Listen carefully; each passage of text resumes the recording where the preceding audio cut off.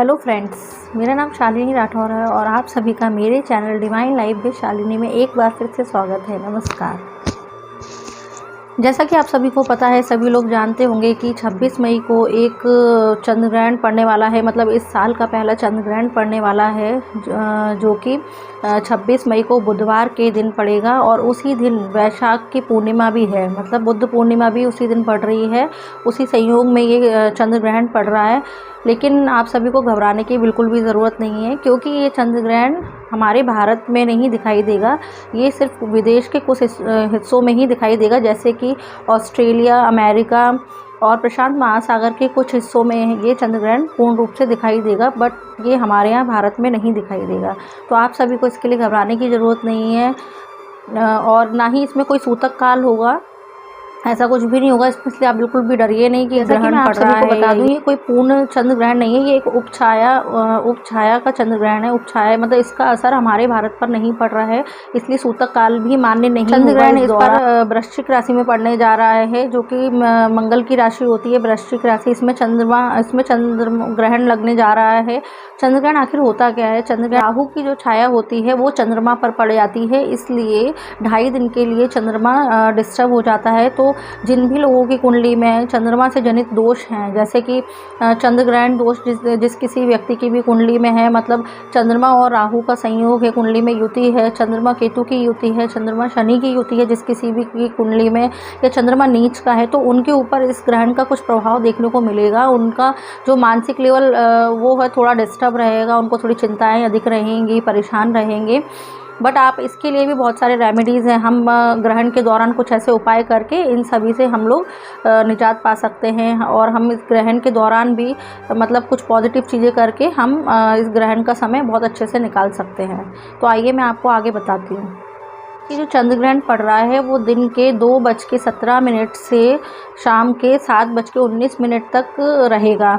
But ये भारत में नहीं दिखेगा, अन्य जगह पर जो मैंने आपको बताया स्टार्टिंग में वहाँ पर ये दिखाई देगा, पर अपने यहाँ इंडिया में ये नहीं दिखाई देगा।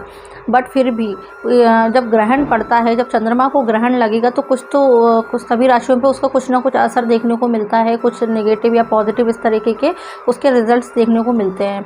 तो इस दौरान आपको क्या करना है, जो भी गर्भवती महिलाएँ हैं, जो प्रेग्नेंट लेडीज़ हैं, उनको इस समय अपना बहुत ध्यान रखना है।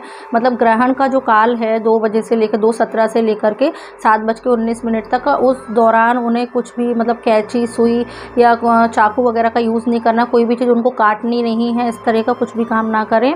और ग्रहण के दौरान अपना ध्यान रखें, पूजा पाठ करिए। मतलब इसमें तो कोई सूतक लगा नहीं है, तो हम लोग पूजा मतलब कर सकते हैं इसमें, और मंत्रों का जाप कर सकते हैं। इस ग्रहण पीरियड के दौरान, जो ग्रहण का जो टाइम रहेगा, उस दौरान अगर हम महामृत्युंजय का जाप करते हैं, ओम त्र्यंबकम यजामहे सुगंधिं पुष्टिवर्धनम उर्वारुकमिव वंदनात् मृत्यु और मोक्षे मामृतात्। जब हम इस मंत्र का मतलब महामृत्युंजय मंत्र का जब हम जाप करते हैं, तो ये हेल्थ के लिए बहुत अच्छा रहता है। और शिव जी की आराधना कर सकते हैं, जैसे ओम नमः शिवाय जो जाप होता है उसका 108 बार हम जाप करें इस ग्रहण के टाइम पीरियड में, तो ये बहुत अच्छा रहेगा सभी के लिए। और जिसकी चंद्रमा की स्थिति कुंडली में अच्छी नहीं है, उनको तो बहुत ज़रूर से ही करना ही चाहिए। जिसकी भी कुंडली में मतलब चंद्रमा पीड़ित है, जिसकी कुंडली में पहले से ही चंद्रमा नीच का है, या राहु से प्रभावित है, राहु की युति है, केतु की युति है, शनि की युति है, तो उन लोगों को इस ग्रहण पीरियड के दौरान ओम नमः शिवाय का और महामृत्युंजय मंत्र का जाप करना चाहिए। 108 बार करिए, एक माला करिए उसकी पूरी, तो उससे आपको बहुत अच्छे बेनिफिट मिलेंगे। अपनी लाइफ में आगे बहुत अच्छे बेनिफिट देखने को मिलेंगे। और ये जो ग्रहण का जो समय है या इसका प्रभाव आपके ऊपर नेगेटिव होने की जगह पॉजिटिव रहेगा, क्योंकि मंत्रों की शक्ति आपके पास आएगी। शिव जी की आराधना करेंगे, तो जब शिव जी की आराधना करेंगे तो ये चंद्रमा जो पीड़ित होगा उसका हमारे मन पर कोई प्रभाव नहीं पड़ेगा। और ग्रहण के दौरान हमें मेडिटेशन ज़रूर करना चाहिए। इस ग्रहण के टाइम पर हम मेडिटेशन करें, थोड़ा सा ध्यान लगा करके बैठेंगे, तो हमारे मन के विचारों पर हमारा कंट्रोल होगा। नेगेटिव थॉट्स नहीं आएंगे हमारे माइंड में, क्योंकि जब चंद्र ग्रहण पड़ता है तो जिस किसी का भी चंद्रमा कुंडली में पीड़ित होता है, तो उनकी मन स्थिति बहुत गड़बड़ हो जाती है। मतलब वो डिस्टर्ब हो जाते हैं मेंटली, थोड़ा सा उनको प्रॉब्लम्स रहती हैं, चिंताएं रहती हैं, मानसिक तनाव रहता है। तो उसको दूर करने के लिए हमें मेडिटेशन ज़रूर करना चाहिए, और सभी लोग मेडिटेशन करेंगे तो ये बहुत अच्छी बात है। और मंत्रों का जाप भी करिए।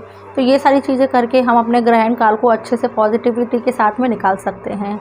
और बाकी ये उपछाया चंद्र ग्रहण है तो उसमें ऐसा कोई डरने की घबराने की कोई ज़रूरत नहीं है, बट फिर भी थोड़ा बहुत तो कहीं असर होता ही है। जब इतनी बड़ी खगोलीय घटना होने जा रही है हमारे यहाँ, तो फिर उसका कुछ ना कुछ तो फ़र्क पड़ता है हर राशि पर और मतलब चंद्रमा की स्थिति पर।